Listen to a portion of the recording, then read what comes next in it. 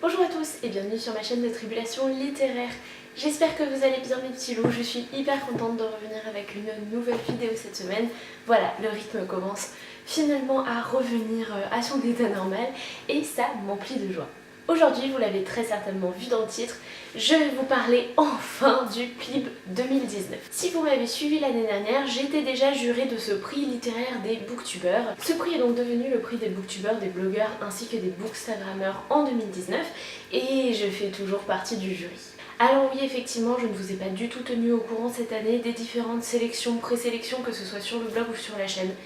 Voilà, avec le déménagement, ma recherche d'emploi, ça a été un petit peu compliqué, mais je suis toujours jurée, ce qui est quand même plutôt chouette, et je compte bien me rattraper. Donc aujourd'hui c'est bien simple, je vais vous expliquer à nouveau les règles, un petit peu tout ce qui s'est passé jusqu'ici pour le PLIB. Ensuite je vais vous parler des 5 finalistes qui ont été choisis, il me semble, en mars. Et pour terminer, je vous parlerai de ma toute première lecture pour le PLIB.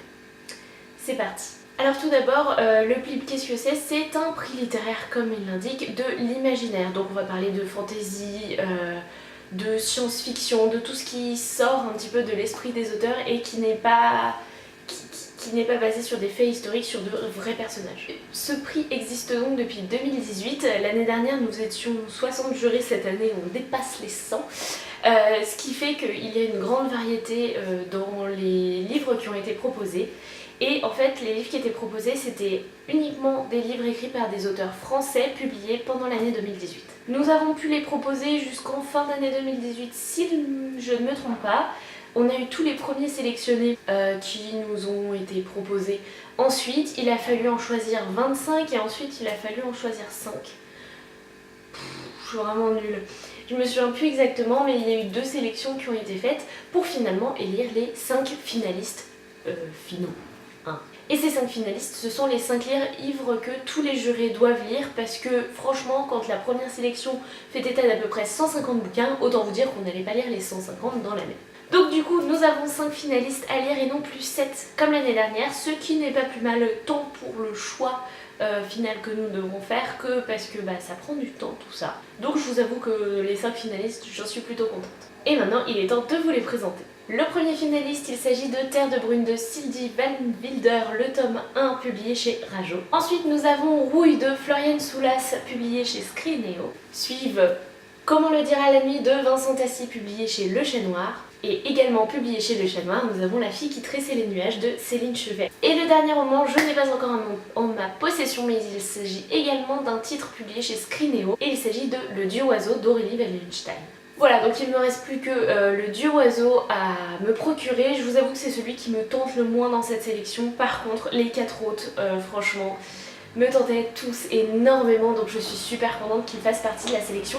Et en fait, autant vous dire que quand j'ai dû voter pour les 5 finalistes, en fait, les 4 livres que je viens de vous présenter physiquement, c'était ceux pour lesquels j'avais voté.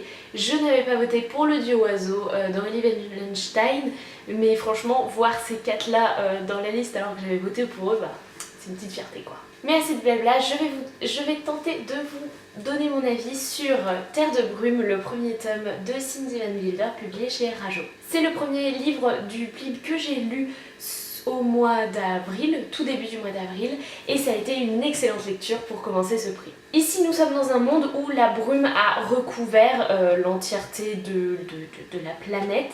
Un beau jour, ça a été comme un tsunami, elle a tout avalé et seules les grandes collines et grandes montagnes ont été, les sommets de ces montagnes ont été épargnés. Autant vous dire que la plupart de la population est décédée dans ce terrible fait naturel, accident, on ne sait pas trop. C'est un monde dans lequel il y a des humains à peu près normaux et des magiciens. Ce sont des magiciens de l'eau, mais en fait la particularité de la magie qu'ils font, c'est qu'à chaque fois qu'ils utilisent leur magie, il va y avoir une petite brume qui va se créer, comme un déchet si vous voulez. Et cette brume, c'est quand même celle qui ensuite a décimé la population. Donc il y a pas mal de choses assez intéressantes du point de vue du concept.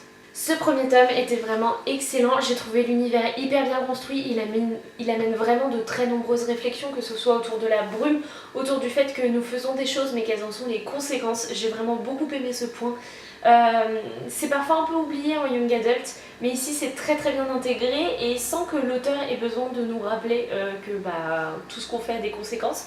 C'est juste le point de départ de son bouquin qui fait le tout. C'était vraiment une super lecture. Ensuite, on va suivre deux héroïnes. Il s'agit de Hera et Intisar. Je ne veux pas vous en dire beaucoup plus sur elles deux, mais autant vous dire que je les ai absolument adorées.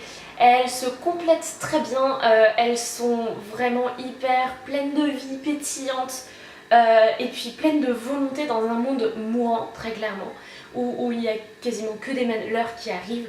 Vraiment, j'ai trouvé ça génial. Ensuite, j'ai beaucoup aimé l'intrigue également, puisque ça va tourner autour de la brume, autour des monstres de brume qui attaquent de manière aléatoire. On ne sait pas vraiment les différents sanctuaires qui se sont créés dans les terres qu'il reste. Honnêtement, j'ai trouvé ça hyper bien construit, je n'ai qu'une hâte, c'est de me procurer le second tome. J'ai eu très peur tout au long de ma lecture parce que j'adorais ma lecture, honnêtement je l'ai dévorée, mais j'avais pas cette petite étincelle qui faisait que c'était un coup de cœur. J'ai eu super peur, mais à la fin, franchement, cette étincelle est clairement arrivée à un moment où Intisar va faire quelque chose qui va amener de nombreuses révélations à Hera et elle. Honnêtement, franchement, j'ai adoré. À partir de ce moment-là, ça a vraiment été un coup de cœur. Pour l'instant, c'est la première lecture que je fais du PLIB, donc je ne sais pas s'il restera en tête ou si les autres lectures le surpasseront. Mais c'est franchement un super début pour moi, pour le prix de cette année. Voilà mes petits loups, c'est tout pour mon avis de Terre de Brume. J'espère qu'il n'est pas trop, éparpillé, que j'ai réussi à vous donner les points vraiment principaux qui ont fait que j'ai vraiment beaucoup aimé ma lecture. Honnêtement, je vois pas de points négatifs à ce livre pour l'instant parce que je l'ai vraiment énormément apprécié. Pour moi, il n'y a juste eu pas la petite étincelle jusqu'à assez tard dans le livre, mais c'est pas grave parce que franchement, je l'ai adoré. Et comme je le disais, j'ai vraiment très hâte de me procurer la suite. Qui vient de sortir ou qui va sortir au mois de mai, je sais plus. Sur ce mes petits loups, il est temps de refermer cette vidéo. J'espère qu'elle vous aura plu. N'hésitez pas à vous abonner à la chaîne ou à mettre un petit pouce bleu. J'espère revenir très vite vers vous pour une nouvelle lecture du PLIB. J'espère qu'il s'agira de Rouille puisque ce roman, je l'ai également mis dans ma pile à lire du printemps qui se trouve là et qui a été très bien entamé quand même au mois de mars et au mois d'avril. Je reviendrai bien sûr pour de nouveaux updates lecture, pour de nouveaux book hauls aussi, parce que à la fin du mois de mai, vous aurez le book haul du printemps. Mais bon, assez de blabla, je vous laisse et je vous souhaite d'excellentes lectures. Salut les petits loups!